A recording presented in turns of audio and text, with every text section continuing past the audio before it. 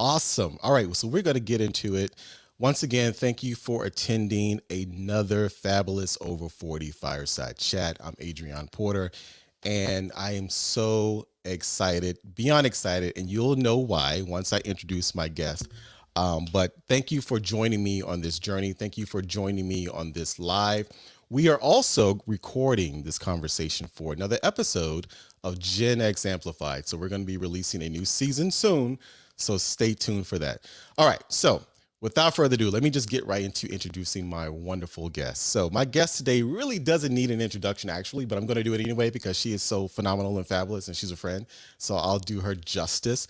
She is an equity strategist, an advisor, a speaker, a teacher, and the author of the latest gem to hit the bookshelves around the world titled The Waymakers, subtitled Clearing the Path to Workplace Equity with Competence and Confidence. All right. So now, prior to her founding her leadership consultancy, TJF Career Modeling, my guest spent 21 years as an executive for Hallmark Cards, where she started her career, believe it or not, as a greeting card writer, a dream that many of us probably have. But then she eventually became the youngest person in Hallmark's history to be promoted into executive management. Now, ever since her professional pivot and post Hallmark career, she has been delivering timeless value, influence, and impact. And even though the late and great Aretha Franklin wonderfully sang Ain't No Way, my guest is making sure we all can make a way to a path of workplace equity and inclusion. So without further ado, please welcome my friend, the phenomenal, the fabulous Tara J. Frank. Tara, what is going on with you? I'm excited. Hi, Adrian. And hi, everyone who has decided to take time out of their day to join us here today.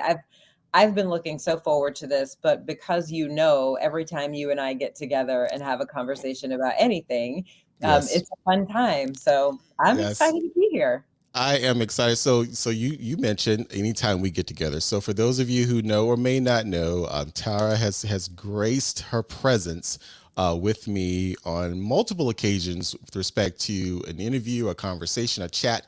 She's a two-time previous guest on Gen X Amplified, and she will be. And they say third time's a charm, but it's always a charm with you, Tara. So we're going to get into it. So we're here to unpack this great thing right here, this Oh, wonderful gem, this thank you. book, The Waymakers, which at the time of this recording will be coming out when?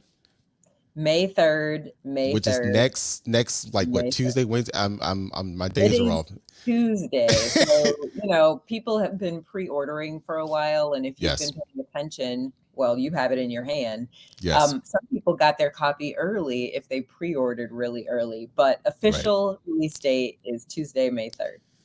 Well, I'm excited. And so we're going to unpack this. But first, for those individuals, Tara, who may not know just your background, I want to take just a brief moment just to talk about specifically, and I mentioned in the intro, your journey, your path to greatness, your path to being the leader and the thought leader for workplace equity and inclusion, and some of the stint that you did at Hallmark. But can you just talk a little bit about your professional journey and your path and really kind of those nuggets that led you to sit down, put fingers and fingertips to keyboard to craft this book that's so needed across the workplace?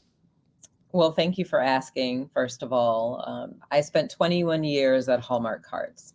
Hmm. So I started as a greeting card writer. I spent the majority of my career leading in creative product development. I became vice president of creative writing and editorial at 29. I then led business innovation for a few years. I then designed and stood up a multicultural center of excellence, which was really an embedment arm meant to help all of the consumer facing divisions better understand how America was changing Mm. and to meet those emerging needs in meaningful and sustainable ways. I then became corporate culture advisor to the president and the CEO. And then I resigned to pour myself headlong into my own leadership consultancy. A thread that I'd honestly love to pull for you and for the people who are hanging out with us here today and who will watch the replay is you asked me a really important question. What were those moments or kind of those pivotal, I'll say, moments of recognition that led me to do the work I do today? The truth is, even though I was focused on marketplace, I was focused on product, I've Mhm. always been really passionate about talent and Okay. unleashing talent. So Okay. the heart of that was there. But I tell you what I realized as a product developer was that if you don't have people on the inside of an organization who truly understand the lived experiences of others, who have walked Mhm. in those shoes, who have loved that love and seen those things, then it's hard to continue to meet their needs genuinely, Right. right? It's just in a sustainable way. Like you'll always be doing focus groups. If you're Yes. making product for Black people and you don't have any Black people, you'll always be doing focus groups and you'll always be Mm. behind. So Mhm. I got really passionate about the two sides of this coin, like marketplace and workforce, and Okay. knew that I needed to do more work, right, to bolster that workforce piece of it. I love that. So marketplace and talent, and it's interesting when we think about, because I have a 20 plus professional career as well, and I'm very passionate now on the other side, if you will, of looking at the workplace. But it's interesting. So look, thinking about your path and how you so perfectly articulated that journey. All of us, whether no matter what vocation we're in, whether we are a leader in corporate or an entrepreneur, or we're blue collar, white collar, talent is the common thread, and understanding those nuances of how people show up and how people thrive, and what are those underlining underpinnings, whether it's bias or equity or whatever the case may be. It's always there. So I'm glad that you gravitated toward that, and you saw the landscape and how you can add value in your way. Now, just thinking about your stint at Hallmark and now the stuff that what you're doing now, what would you say is, if you could think about like your your superhero talent, what makes you take that, what drives you, what makes you so passionate about this work? Were there other people that saw that and help illuminate that in you to help accelerate this path to writing this book and doing the work that you're doing? I'm just curious. Yeah, honestly, you're asking me a very expansive question because I've been asked this question a lot and I think about it a lot. But to try to simplify it, first of all, I've always been a very emotionally curious person. So Mm, I think a lot about emotion. I think a lot about relationships. I think a lot about how we relate to one another as human beings. right. And so that curiosity and that kind of emotional quotient, if you will, has always been part of me. The Okay. other piece of that is, Hallmark is a social expression brand. It Mm, is a relationship brand. My job when I was leading creative product development was to really understand on a nuanced level what individuals needed to hear, when they needed to hear it, from whom they needed to hear it, in order to deepen that relationship, right? mm, Help them feel encouraged and that anything was possible. So, getting a better sense for what human beings need in order to thrive has been a part of my career journey from the very beginning. wow. I now just happen to do that in the workplace environment, right? In the Right. corporate culture. But it's essentially very similar work. It's just that this work today requires also a very high level of strategic agility, a refined communication skill, right, Hmm. and strength, the Right. ability to tell a story, help people see things in a way they've not yet seen it, and most important, encourage them to do something they may be hesitant to do Right. or unwilling to do, even quite frankly. Yes, yes. Well, speaking of expression, I mean, you're definitely a wonderful wordsmith and a master of of the English language. Obviously, being a greeting card writer, you probably had to have some skill in that, Just a but little. just a little bit. But just knowing you, so let's talk about just getting into the book. Number one, let's first take a step back, and I would love to know, how did you choose the title? And how did you choose the subtitle? And then just take us on at that moment when you exhaled and said, I am going to do this. I am going to write this book no matter what. And this is the time to do it, if you don't mind. Yeah, so the title and subtitle came later. I Okay. first realized that I needed to write a book like this because I was in these spaces with CEOs and their executive teams talking about racism at work, talking about systemic disenfranchisement, talking about corporate culture and Okay. unleashing talent. And I noticed most of them had three things in common. Okay. So the first is that they wanted to do the right thing. Mm-hmm. The second is they didn't always know exactly what the right things were. Okay. And the third is they were a little hesitant about jumping into the work, right? Got This it. is a very hard thing to get wrong. Mm-hmm. No one wanted to insult or offend. They didn't want to bring reputational risk upon themselves. And so I knew I had another book in me, but I decided that I needed to write something that was going to help those people who wanted to do the right thing Right. better understand how to discover what the right thing is for them, Yes. and that would give them the encouragement to do it, to get off the fence and into the arena. So I Yes. started writing it. It had a different title at first. Oh. And then I was working initially with an agent. I ended up going a little bit of a different direction Okay. because I'm impatient.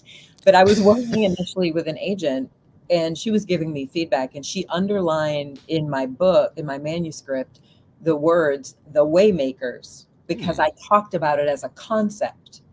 And she Okay. wrote off to the side possible title. And I tell you what, I went to bed that night and I could not sleep. The popcorn kept popping.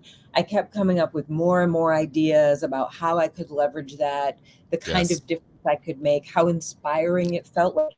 It felt like something anyone would want to be, Right. right? Like, who doesn't want to be a waymaker? It's a Exactly. very optimistic, hopeful way to think about making a difference in this space. Right. So that's how the title came to be.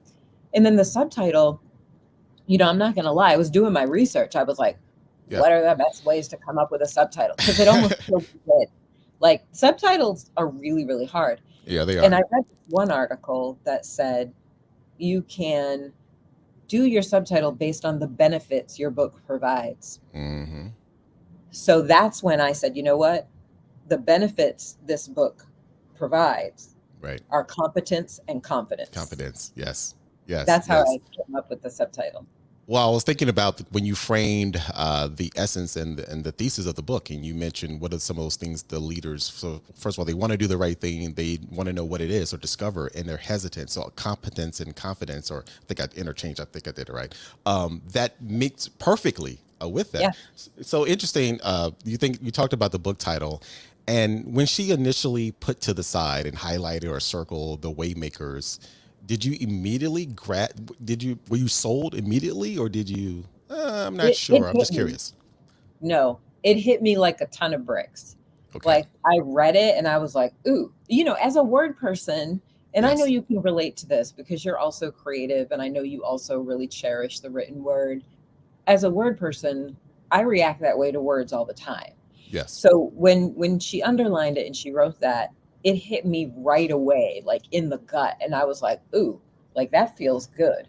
But Right. it wasn't until I didn't sleep a wink that night, the ideas kept coming to me, that Mm, I realized this is exactly it. And it felt like a divine moment, honestly. mm. Like, it just really felt like it was a God thing. And so I never looked back. Never looked back. All right, so you mentioned a little bit that word impatient, and you went a different route. Just without getting too technical, but just curious, because you are an author, and there may be other aspiring authors that are out there that want to pursue the journey that you're doing. Why, when you said a different route and you had an agent, what did you mean by that, and why did you feel, because of your being impatient, that you went the route that you did? Well, remember, this was when I first had the idea to write the book, it was toward the end of 2020. Got it. Ooh. So we had already had a very difficult several months, but I Yes. was in the trenches with high level leaders. And I knew that I understood what they were struggling with. Mm-hmm. I understood generally what their issues were, what they wanted to be able to achieve. Because I have been a corporate executive, I understood viscerally what those tensions actually look like Yes. and how they manifest. And that makes me a little different than some people in this space. There are others. I'm not suggesting I'm the only former corporate executive who's writing a book like this, but Right. some others have taken a different path.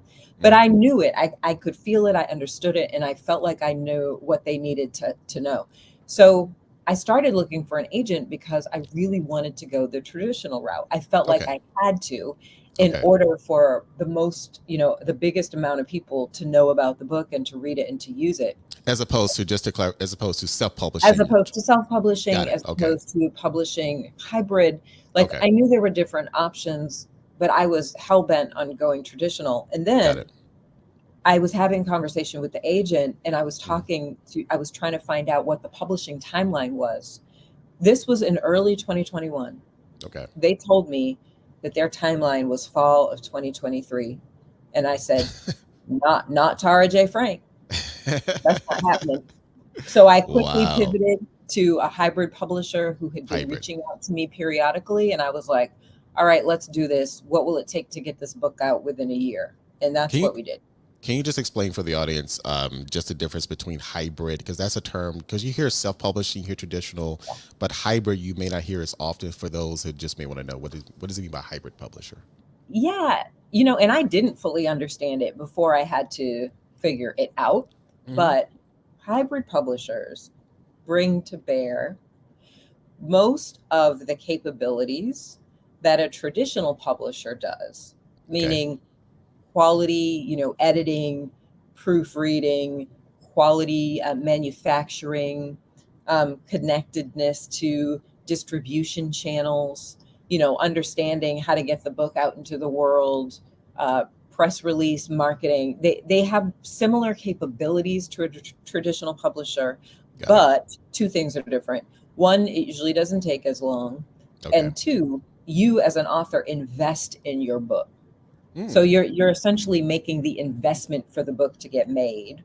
whereas traditional publishers make that investment on your behalf and then you get a royalty. In Hmm. hybrid, you make the investment, but you also get back most of the money. Okay. So that investment could be, again, financial, time, Yes, resources. it's definitely financial, a- Okay. and that other stuff, but mostly the difference is that the Yes. investment But you is keep most of financial. your royalty. Keep most of But your you royalty. keep, yes, you keep a lot more Okay. um, of the percentage. It's So good to know. that's kind of the difference. So a lot of people can't do hybrid because they don't, maybe they don't have the capital. Yes. um, Others, though, a big publishing house is, if they choose you as one of the two or three big books, right? Like, Yeah, it's a tough nut. because that's the other thing. If Yeah. I'm a big publishing house, there are a handful of books that we're going to get behind in a really big way on any Right. given year. If Right. you're one of them, like, the stars align, and isn't that amazing? If you're a tier 2 or tier 3, you might get a similar level of support that you would in a different kind of publishing relationship. And for Yes. me, I care more about getting it out into people's hands so that they Mm. can start leading differently Mm. than I did about any of those other things. Yeah, that's great. Thank you. Thank you so much for unpacking that. Again, it sounds technical, but it's very valuable, I think, for people who are pursuing that path, especially for creators and authors. So, speaking of authors and book, like I want to get into some of the nuggets of this thing, because Yeah. this is phenomenal. So, how did the way you frame the chapters and the content and the frameworks? Um, how did you go about doing that? And then I want to unpack a little bit. I mean, there's so much that we only have like an hour, maybe less than that, but I want to talk about specifically chapter 6. I don't have my glasses, but it's the to be seen, to be respected, to be valued, and to be protected. The 4 talent needs. I think that is so powerful, in addition to all the other content. But first, again, how did you what was your approach to framing the approach and the frameworks? And then let's unpack those 4 talent needs, if you don't mind. I love your questions. Like, you're appealing to the, creative framework person in me, I which know is you. like I know you. I part, know you. yeah, of how I think about the world. So here's Yes. what I decided. I knew that I wanted to write a useful book. So the first thing I did was determine what the inputs would be. Okay. Like, that it wasn't just going to be my opinion. I determined what the inputs would be. And I said, the first input will be my lived experience, my observational knowledge and expertise, right? Hmm. My Hmm. training, etc. The Hmm. second input, I wanted to do proprietary research to Oh. get at the voice of the employee. Okay. So Wow. that chapter 6 you're talking about Yes. is all about the proprietary research that I did in partnership with a company called Brand Trust. Brand trust. Oh, that's The good. voice Okay. of the employee was critical for me. Okay.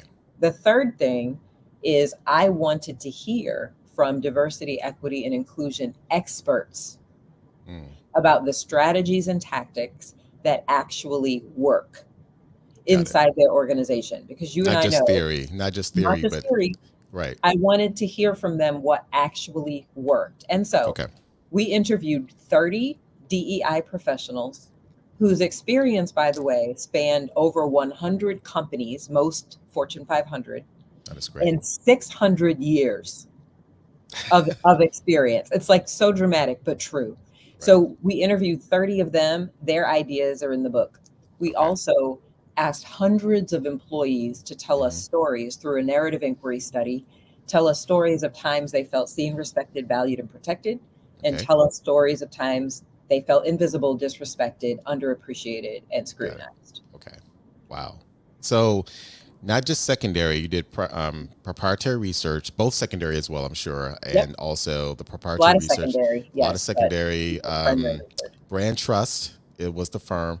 That's again, I kudos because a lot of times people may not have the resources or the time to do the primary proprietary research or invest or find a company. So it sounds like you found a company that you trusted, no pun intended, that was reliable, and you got into the weeds. You got into Yes. talking to those individuals, and you being a DNI, DEI leader at an organization, you knew what to ask. You knew what are those pulses to go after. And so how long did that take, the process for gathering all the data and analyzing the data and gleaning the nuggets for the book from the data, would you say? I first want to say that I had Waymakers along that path. So Okay. I used to work with a brilliant man. His name is Dave Mahanovic. He Okay. was the VP over consumer understanding and insight at Hallmark Cards. Okay. We had a great partnership. We stayed in touch. I reached out to him to say, do you know a firm or a person you would trust to do this proprietary research with me? So he Mm, was my first waymaker because he pointed me in the right direction. He pointed me toward brand trust. My second was Daryl Travis, who is the founder and CEO of Brand Trust. Because I tell you, I was looking for a vendor. yes. What I found was a partner.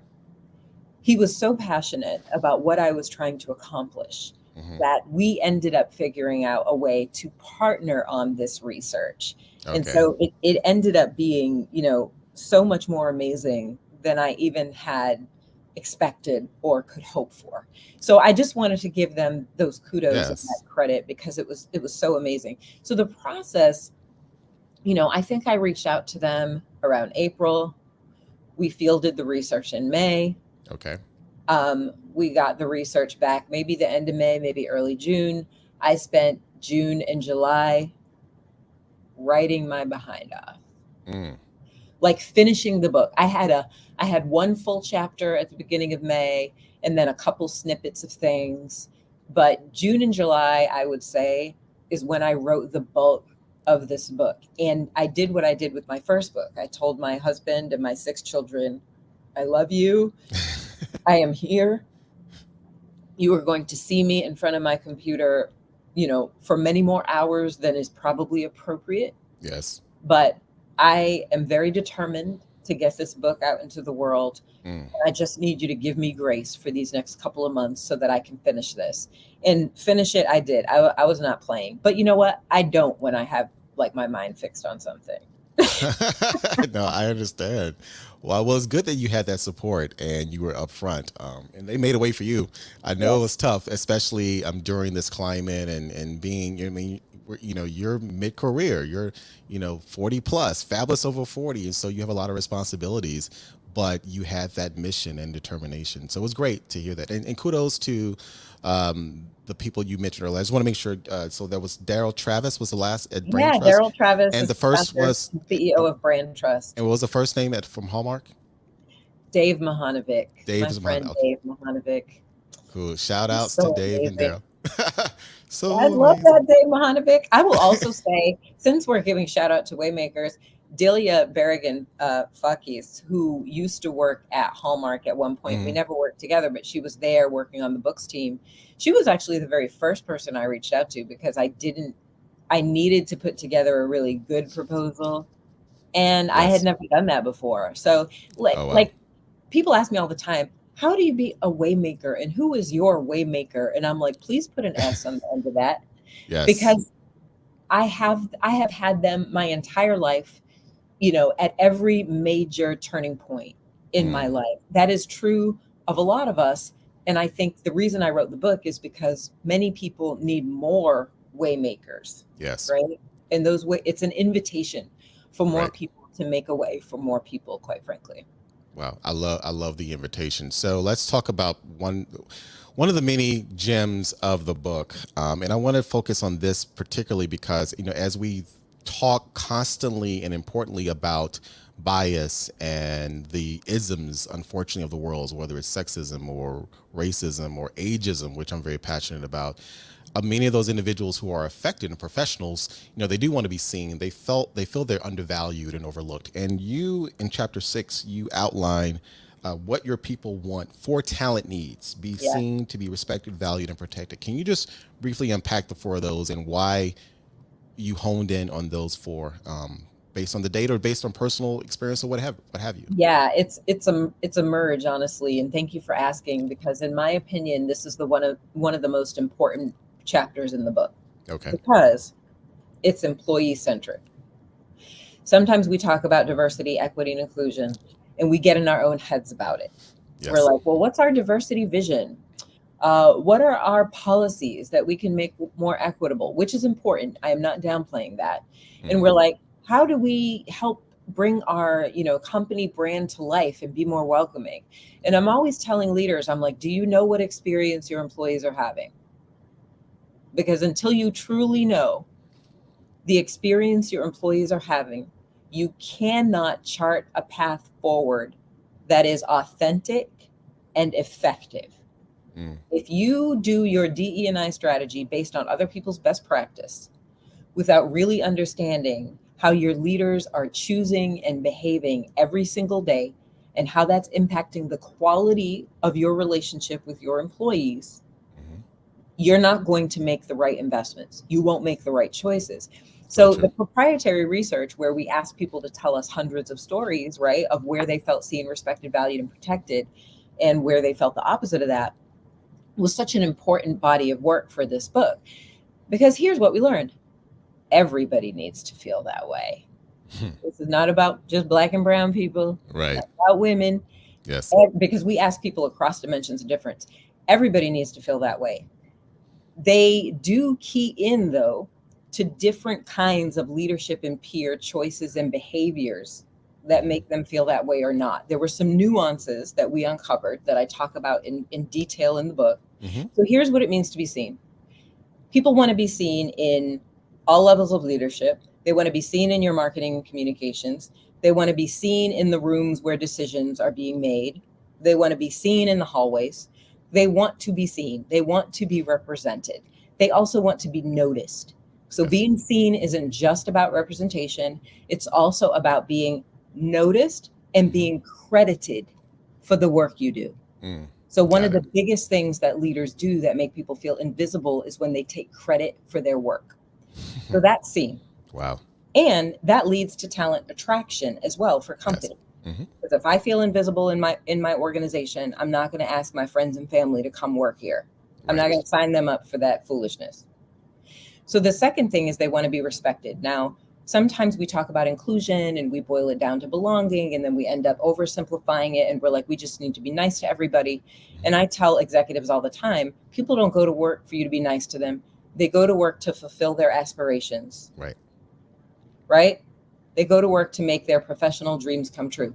People want to be respected. That's what makes them feel part of the team. That's Yes. what makes them feel they belong, for their ideas, their expertise, their experience, their personhood. Mm. So respect is really critical. Hmm. The third is they want to be valued in Right. pay, promotion, and appreciation. The research drew that out for us. Yes. We talk about equity as pay and promotion, right? Access. Hmm. They talked about it quite a bit as appreciation. When I go Wow. above and beyond, do I feel appreciated for having gone above and beyond? And then the last is protected. You and I know what this is about. I mean, it's psychological safety all day long, which is why, honestly, I was so honored and overwhelmed that Dr. Amy Edmondson, who I think of as the mother of psychological safety, Yes. was willing to write a testimonial for the book. And a piece of her quote is on the very front, which says, "Simply the best diversity and inclusion book I have read." That It's meant the powerful. world to me, Yes. because psychological safety, we found in the research, is foundational to all the other things. And it's also an outcome of Yes. all the other things. So it's Yes. on the front and it's on the back. And if you're psychologically safe, as you know, but some people who are watching may not, Hmm. you feel free to bring up the big ideas. You feel free to raise red flags, to identify concerns, to shine a light on potential risk, to push back on the status quo. I mean, everything we want and need from people in order to unleash their creativity and drive business innovation is rooted in psychological safety. Wow. That is so good. And when you said earlier about valued, that level, the appreciation part is something we seldom hear about. Again, a lot of times it's monetary, it's promotional, but just being appreciated and even amplified, it's so great that you're bringing that to light, and the protection piece as well. Now, I'm curious because you wrote this book. You said during the months, and you started thinking about it in 2020, and then you wrote the bulk of the book. I'm assuming 2021, correct? Yep. So this is post and even amid of a lot of social racial unrest. After the murder of George Floyd, that's when the conversation around DE and I began to elevate more, long overdue, amplified, and you start to see some change, and people starting to make a way or trying to make a way, but didn't know how and didn't Yeah. know how to discover it. What Because you're writing and delivering this book in this time of heightened DEI conversations, have you seen some positive change? And what are some of the, not negative for lack of a better word, or the challenging aspects of these conversations that you want to hope to address? I'm just curious. We could talk about this one question for 5 hours. Okay. So, first, have I seen any positive change? Yes, I have seen some positive change. There are people out there, leaders out there, who want to create more equitable and inclusive workplaces, who Yes. are coming to understand that the real answer lies in that day to day experience, who are bringing people together across differences inside their organizations to have important conversations about what great looks like, to collaborate on outcomes, right? To hold each other accountable. Like, there are some really good granular things happening inside some of these companies, in addition Right. to, systemic choices and Mm. shifts. On Hmm. the flip of that, a lot of people have certainly successfully, sadly, politicized the idea of equity. Mm. They have politicized the idea of diversity and inclusion. And if there are people in the world who believe in that politicization, then they're at work too. I mean, those are the same people outside work who are inside Yes. work. Yes. So now some companies who have been working on DE&I for many, many years are getting some pushback from predominantly, their white male colleagues Okay. about, we're talking about this too much, we're doing this too much, we're disadvantaging white men. And so there are some real challenges for people who are trying to create more equitable outcomes in their workplaces, because people aren't even necessarily in every case stopping to understand the nature of that work, what it means, and the fact that it will benefit everybody. They're Hmm. simply hearing the words and making a whole lot of assumptions Mm. about what that means for them and what they might potentially lose. So that's Hmm. kind of a newish, it's not that they never had to deal with people who don't like it, Right. but the intensity Mm. is a little bit of a new challenge to face. I love that. Thank you for addressing that, Tara, because I know again it's with a lot of the unfortunate incidents that have happened in the past couple of years. We're having these conversations even more, and there is more of a call to arms for action. But a lot of times people don't know the best way to approach that. And you called this book an invitation many times, and reading the book is definitely an invitation. But let's talk about kind of where the rubber meets the road. So a lot of, and this book is, again, it's for leaders, it's for everyone, but you're really challenging leadership, correct? Because those are the individuals, in addition to people at all levels can really make a way as well. Can we talk about the difference between mentorship, sponsorship, allyship? Because a lot of times when individuals are looking for ways to make a way, they may feel, okay, if I can just be this mentor from afar, I'm Yeah. making a way, as opposed to maybe sponsoring that individual or chant. Mhm. And those words sometimes are spoken interchangeably, but can you shed some light on the differences, if there are, and why it's critical to differentiate between those among those words? Yeah, here's what I will say about that. I'm going to answer your question, but I feel like we have gotten ourselves really kind of mired in language a lot lately. Mm, And I'm going to give you an example. Sometimes I first engage with clients and they say, "Can you give us a list of things to say and not say?" And I say no, because I could never give you an exhaustive enough list. right. And this work isn't about offending and not offending.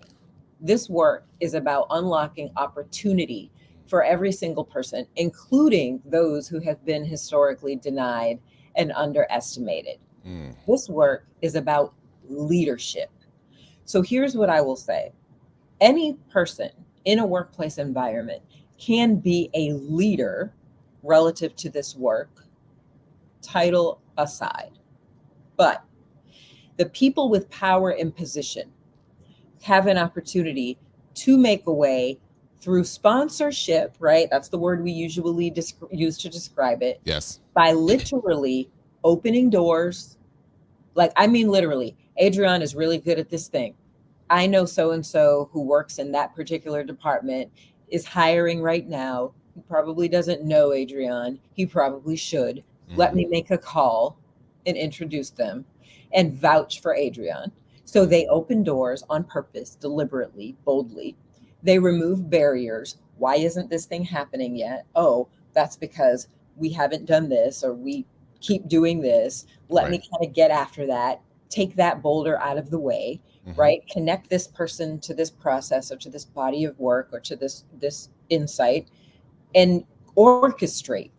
So that's why the term waymakers was so powerful to me, because it is literally making a way through the wilderness. Corporate America is a wilderness Yes, it is. for people who do not represent the majority profile. Mm, So waymakers make a way through the wilderness, right? For other people who deserve that opportunity to be seen, to hmm. shine, to fulfill their career aspiration. To me, allies are people who show up for you in moments that matter. They may defend you, they may speak up for you, they may share with you a little bit of, stake in the ground insight that maybe you don't know because you're not in the right circle of influence. They Right. may give you a heads up that there's a cool opportunity you just saw or is coming down the pike. Like, allies do what they can as friends, as supporters, to make life easier for you and also to shine a light on opportunities that may allow you to be more successful. Mm. But sponsors do the damn thing. I love it. Do the damn thing. That's a great way to cap that off. So let's unpack this a little bit more, because you and I are having this conversation virtually, Mhm. and those type of conversations have heightened within the past couple of years due to the different approaches when it comes to working remotely, the pandemic, and I'm thinking, if those individuals who have historically been disenfranchised and overlooked in the workplace, now they're in their homes, sometimes baby in tow. Um, they're away from the good old boys club, if you will. Is that more challenging now? And what's your thought on being more inclusive and making a way remotely now? Because if you haven't been seen or heard and Mhm. felt valued in the four walls of your workplace, and now you have to rely upon Zoom and smiling, and you're far further removed. What's your thought on making a way and challenging leaders to not let their guard down just because people are working remotely? This is honestly such a crucial question. there are so many trade-offs we're kind of balancing working Yeah. remotely. For Black people, working remotely has brought more protection, but it's also brought less visibility, to your point. And Mm-hmm. that's a long-term sustainability concern for Okay. me. Got it. Got it. I'm concerned about the long-term impact of that.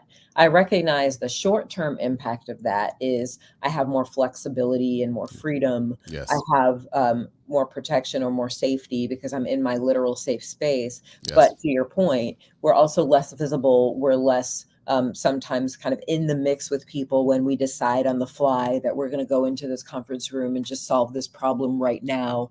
Right. Um, and those are the kinds of things that can sometimes strengthen relationships between people, right? Working in the trenches together, solving really hairy, difficult problems. So I am concerned about that. So which to me means that The Waymakers is an even more important book right now, because I Mm. believe because of remote work, because we are distant, because people are at home and not in the office, leaders Mm-hmm. have to be that much more intentional. Mm. They have to really ask themselves, do I know what each and every person on my team aspires to? Do I know what they're good at? Do I know the results they have achieved to date? And what is my role in merging those things to help them reach their professional aspiration? Because every leader has a role, and they should recognize that this is their responsibility, not their HR business partner's responsibility, not the responsibility of their two-person DE&I team. But if Yes. they have direct reports, if they are responsible for talent, this is their job. And that is one of the important parts, right, of truly being a waymaker, Yes. recognizing that you have a distinct role to play in unleashing opportunity for other people. So we have to build more bridges. We Yes. have to have more conversations. We have to have more honest conversations and make sure we know what people want and what it's going to take to help them get there. That was so great. And one of the Renee Brown said that was a beautiful way to unpack that. Let the leaders of the world learn how you can cultivate your team leaders. Beautifully said. Well done. Hey Renee. I actually know Renee. She's good people. But that was great. And you're right. We have to become. I love the way you frame that, intentional with helping others reach their professional aspirations. That is very succinct, and that's how you can make a way for others, and really not only understanding what are their goals and aspirations and what do they want to achieve, but what's your role in that, like taking action, making a way. It's not just words, and it's action. And I love the way you frame that. There are so many nuggets we can unpack from this book. And I just want to remind people out there, if you're watching this on the replay and live, you can go to also wearethewaymakers.com/book. The title is The Waymakers. Because I was going to ask, where can they get it? But I'm not going to ask at the end. I want people to understand now. Go get it now. It comes out May 3rd, but you can order it right now. Honestly, ordering it on Amazon is most helpful for me right now, Got it. Got it. just Got it. because, I mean, you know how this works. So Yes. I know not, Yes. people have their Yeah. preferences, but Yeah. No, Amazon, Amazon. my number one go-to right now. Amazon.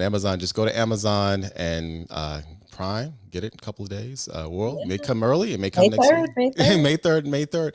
So again, this is such. I mean, these type of conversations, Tara, should be not just two parters. Like we can spend hours. We only have a limited time, but we shouldn't limit this conversation to just this podcast or this live stream. And this is a call to action for so many leaders around the world, because we are a diverse community and we need to embrace the differences. I love the way you frame dimensions of difference in all of us, because in that way, all of us will win. Now, before I let you go, now you know how I roll when it comes to conversation interviews. There's a final question that I always ask all of my guests. And you being a two-time previous guest on my podcast, where we've had great conversations, you know what I'm going to ask you, but I'm going to reframe it. So, Tara, if there was a song that would play anytime you walk down the street or enter a room that fits the brand, not just of Tara J. Frank, but the brand of you as a waymaker, of being a waymaker, what song would that be? What would be the Waymaker theme song? I will tell you and all of our friends listening that I play Made a Way by Travis Green Whoa. every morning when I am getting ready for work. Okay. Because you made a way, don't know how, but you did it. And in my mind, that is for me not only about how God continues to make a way for me, but about my personal leadership responsibility moving forward. The Mm, don't know how, but you did it is important because sometimes we don't know exactly what to do, but we right. cannot be paralyzed by insecurity. There Mm. is always information we can share with people, doors we can open, connections we can broker. And we just need to be more intentional and courageous about doing exactly that. Travis Green, make a way. Is that it? That name of it? Made a way, made a Made way. a way. I love that answer. That sounds like something I need to download or stream right now on my Yeah, phone. I love it. But Tara, again, everyone, the Waymakers, please get it now. You need this book for all leaders, for everyone. I am so proud and happy for you, Tara. Thank You know, we, I, I've been part of your journey for the past couple of years and seen you just blossom into the wonderful, not only the Waymaker, but just someone that is passionate about making a change and creating meaningful impact, building bridges, which is, you know, every time I think about TJF, I you. Yeah, think building bridges yeah, yeah. consistently. And you're building a meaningful and important bridge right now, not only with the book, but all the elements that you're doing, whether it's speaking or coaching, working with CEOs, podcasts, live streams, everything that you're touching is filling a void that needs to be filled and needs to be accelerated and amplified. Can you just share with us before we sign off again, what's your hope for individuals that read this book, that meet with people who have read the book, that are telling them to get the book, and for workplace leaders and professionals all over the world? What is your hope and your mission moving forward with this movement? I hope that leaders not only read this book, but use it. Mm, I hope they see possibility in it. I hope they recognize that they have a really important role to play in creating workplace climates that are more equitable and inclusive, and that it benefits them and the people in their charge for them to do exactly that. I hope they will be inspired and equipped and get off the fence. inspired, equipped, and get off the fence. Well, being inspired, in our earbuds, I had someone just ask this question, and will the book be available in Audible? Yes, On it is Audible. on Audible. And I will honestly say that you guys, you're going to think I'm weird, but I had to listen. I narrated it, so it's me. Of I had to course. listen to it so many times just to make sure that it was right and everything. And the last time I listened to it, I was like, this is good. Like, I don't usually enjoy hearing myself talk. Okay. Um, but the way the ideas came across in audio, I think is honestly really powerful. I think people will enjoy the audio book. And I know some folks have bought kind of both the hardcover to write in the margins and then Yes. also Audible just to kind of listen to it and get it in a different way. But yes, it is on Audible. I believe it'll also be on Apple Books starting May 3rd. I also Great. want to thank you, Adrienne, before you cut me off and end our little time for Yes. being a waymaker for me in the Oh, media space so many times. I mean, I don't know, those of you who are still watching with us or watching the replay, Team Live, Team Replay. When I first decided to try to do a podcast, I had no idea what I was doing. And I was very overwhelmed by the technical requirements and where to start. And you made a way for me to bring my voice to more people in another medium. And I'm thankful to you for that. oh, well, I'm honored, and it was easy for me to do that because your voice needed to be heard, and I was helping out a friend, and I love making a way for you. But I'm happy for you. Thank Again, you. I'm inspired. I'm working on my book now as well, so I'm really inspired. And again, I think no, I know, whether it's through the Audible audiobook or from reading the book or attending probably a future Waymaker workshop or course. I'm sure that's coming. Oh, it's coming. The nuggets and the content will be so beneficial. Tara, thank you so much for spending time with me. And for all of you that are watching this live on Team Live or Team Replay, or later on listening into this in through your earbuds on Gen X Amplified Podcast, thank you so much. Again, May 3rd, the Waymakers, clearing the path to workplace equity with competence and confidence. Get it now. Thank you so much. We're signing off. Enjoy the rest of your day for another fabulous Over 40 Fireside Chat. Be well. And until then, make a way. Make a way for everyone. Thank you so much. Thank you, everybody. See ya. We're signing off.